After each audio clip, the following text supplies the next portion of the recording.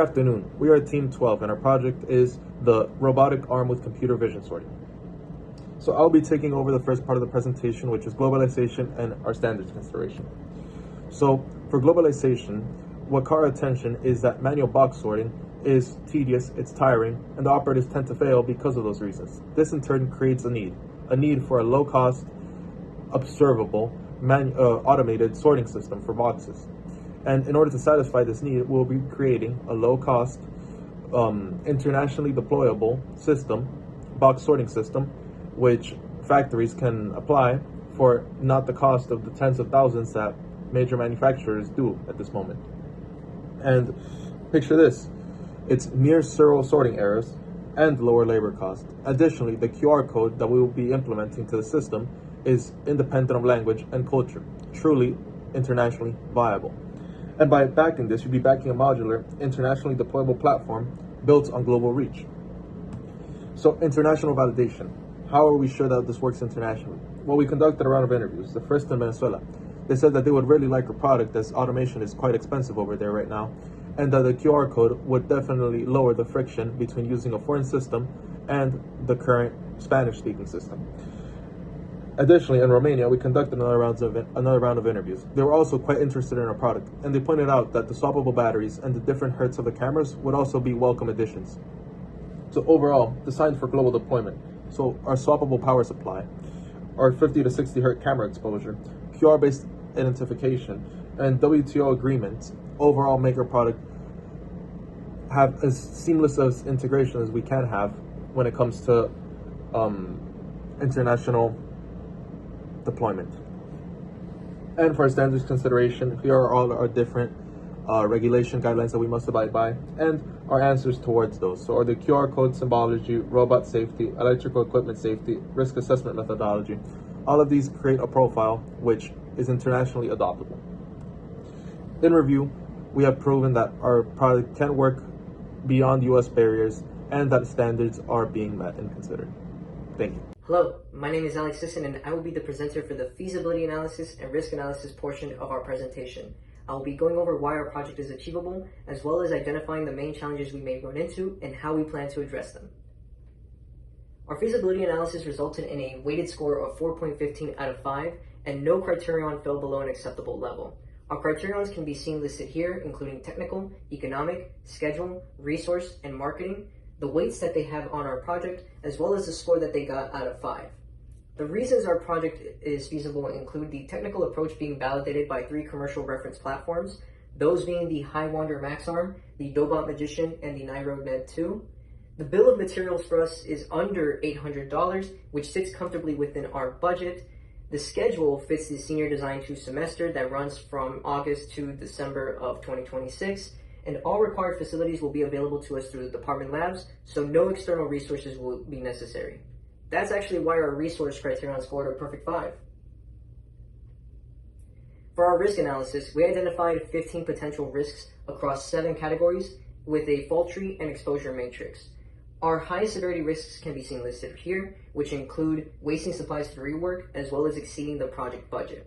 We plan to mitigate this with a rule of 10 design emphasis, a contingency budget line, and careful component selection.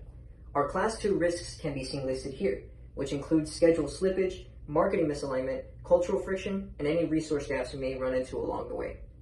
Key mitigations for our project include ordering long lead items in week 1 to prevent any possible scheduling delays, continuous integration instead of late stage assembly, hopefully reducing any rework necessary, mid-semester single box milestone giving us an early go or no-go checkpoint, and defined prep tasks over the semester break that will maintain our project's momentum. In summary, our feasibility analysis resulted in a weighted score of 4.15 out of 5, confirming our project is indeed achievable. Our risk analysis identified 15 potential risks, the highest severity of which are economic. But by validating our design early on, controlling our budget, and setting milestones throughout development, we can come up with a clear plan to mitigate those risks and keep the project on task. Next, I'll hand it over to Levi for plan of action. Hello, my name is Levi Hackman. My section covers our plan of action and how we're going to build the system during Senior Design 2 from August to December 2026. We divided the build into 9 phases, each weighted by effort to sum to 100%. Phase 1 is design finalization at 10%, weeks 1 and 2. We freeze dimensions, component choices, and all interfaces before anything gets built. This locks the design so the downstream work doesn't get redone. Phase 2 is procurement at 5%, also weeks 1 and 2. We order long lead items immediately so they arrive before we need them. This is a direct mitigation of our schedule risk. Phase 3 is mechanical assembly at 15%, which is completed by week 5. This covers the frame, the linear rail, the arm mounting, and the camera mount. Phase 4 is electronics integration at 13%. By week 6, wiring, fusing, the emergency stop chain, and IEC 6024-1 compliance checks all happen here. Phases 5, 6, and 7 run in parallel with the hardware. Vision software at 15% covers calibration, image segmentation, and QR decoding. Motion control software at 15% covers inverse kinematics, motion sequencing, and the retry halt logic. Weight estimation at 5% covers the INA 219 current sensing and QR linked logging. All 3 software tracks use simulated inputs until the hardware is ready, so neither tracks block the other. Phase 8 is integration and testing at 17%, the largest single phase. The single box milestone hits in week 7. 1 box decoded, picked, transported, and placed correctly proves the entire pipeline. Full system testing runs through week 11. Phase 9 is documentation and demo at 5%. Week 14, final report, poster, and live demonstration. The critical paths run through design, procurement, mechanical electronics, integration, and demo. If any of those slip, the demo is at risk. The parallel software tracks are insulated from the path. They can develop and test independently until hardware integration begins. To review, 9 phases, a clear critical path through the hardware build, 3 parallel software tracks, and a week 7 single box milestone as the key no/no-go checkpoint. Hello, my name is Mark Osborne, and I will be covering the multidisciplinary aspects, the personnel, and budget for this portion of the presentation. Our project is genuinely multidisciplinary, and it consists of 4 different disciplines that work together and integrate together in order to produce the final product.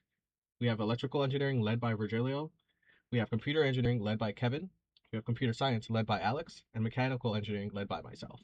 For electrical engineering, we have power distribution, the e-stop circuit overcurrent protection, as well as various other subsystems within electrical engineering. For computer engineering, we have the ESP32 firmware, inverse kinematics, as well as motion sequencing, as well as various other subsystems within computer engineering. We also have, for the computer science portion, the open CV vision pipeline, QR decoding, as well as camera calibration. For my own portion, we have the frame and rail structure, the 3D printed mounts, and the vacuum suction effector.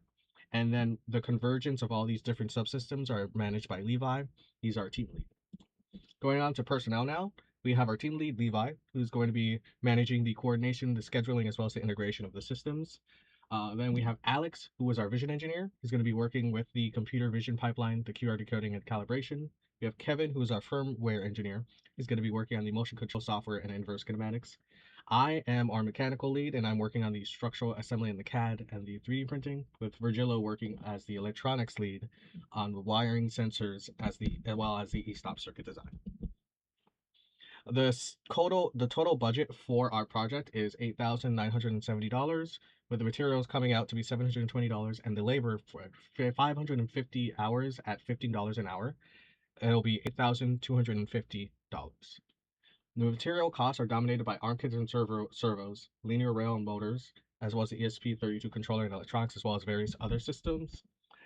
And in order to review what we went over, I've went over the multidisciplinary aspects, the personnel, as well as the budget and the various costs that are affecting our budget. Hello, my name is Kevin Poppel, and I'll cover our end product, what we're building and how it performs, and then conclude. The end product is a 4-degree of freedom desktop robotic arm mounted on a 24-inch linear rail. It autonomously sorts QR labeled boxes into assigned destinations using a fixed overhead camera and a vacuum suction effector. Here are the key specifications. It handles boxes up to 10 by 10 by 10 inches and 500 grams. It achieves at least 95% identification accuracy, meaning 95 out of 100 boxes are correctly decoded and routed. Placement success is at least 90% without dropping the box, and cycle time is under 60 seconds per box. If the system fails 3 times to seat, seal, or lift a box, it stops and requires a manual reset instead of continuing and risking damage. Weight is estimated within 15% and logged with the box's QR code. An emergency stop physically removes power from the actuators, making it completely independent of software. The system is organized into 8 functional modules: the overhead camera, host vision processor, ESP32 controller, rail drive, arm actuators, vacuum subsystem, safety chain, and status interface. Their clear separation makes system integration much more manageable. Our final deliverables are the final project poster, and a live demonstration of the robotic arm sorting boxes in real time. To conclude, we've designed a rail-mounted 4-degree of freedom robotic arm with overhead computer vision, QR-based identification, vacuum suction handling, and self-calibrating weight estimation. The results speak for themselves. A feasibility score of 4.15 out of 5, a bill of materials under $800, compliance with ISO and IEC international standards, and compatibility with both 120 volt and 230 volt power systems. This is a system that's technically feasible, affordable, and designed for deployment in the global market. To review, our end product is a 4DOF robotic arm on a linear rail with overhead vision, QR identification, vacuum handling, and weight estimation. Feasible, affordable, standards-based, and globally deployable.